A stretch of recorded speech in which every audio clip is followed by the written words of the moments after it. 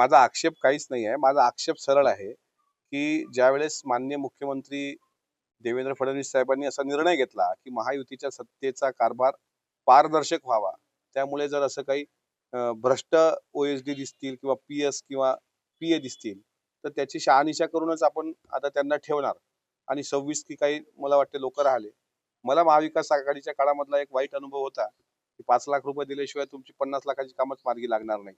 त्यावेळेस संदीपान भुमरे साहेब त्या खात्याचे मंत्री होते. मी माझ्या वरिष्ठ नेत्यांना त्याबद्दल अवगत पण केलं होतं.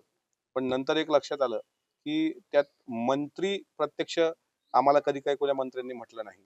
मग ते राठोड साहेब असतील, अब्दुल सत्तारजी असतील किंवा तुमचे तानाजी सावंत साहेब असतील, या विभागाची कामं घेऊन मी जायचो. त्यावेळेस ओ-एस-डींच्या हाताखालचे पी-ए वगैरे अप्रत्यक्षपणे आमच्या पी-एला संपर्क करून मागणी करायचे. पण ती फार म्हणजे त्या डिपार्टमेंटकडे मी काही परत गेलो नाही.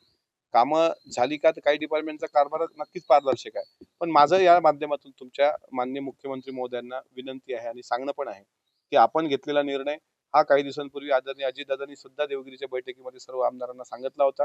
राष्ट्रवादी काँग्रेस पक्ष, शिवसेना शिंदे साहेबांची, त्याचप्रमाणे भारतीय जनता पार्टी तिघांनी मिळून आता हे सरकार चालवायचं आहे. मला आलेला अनुभव हा महाविकास आघाडी काळातला मी मांडला. पण असा अनुभव परत कोण्या नवीन आमदाराला येणार नाही, अशी अपेक्षा मला आहे.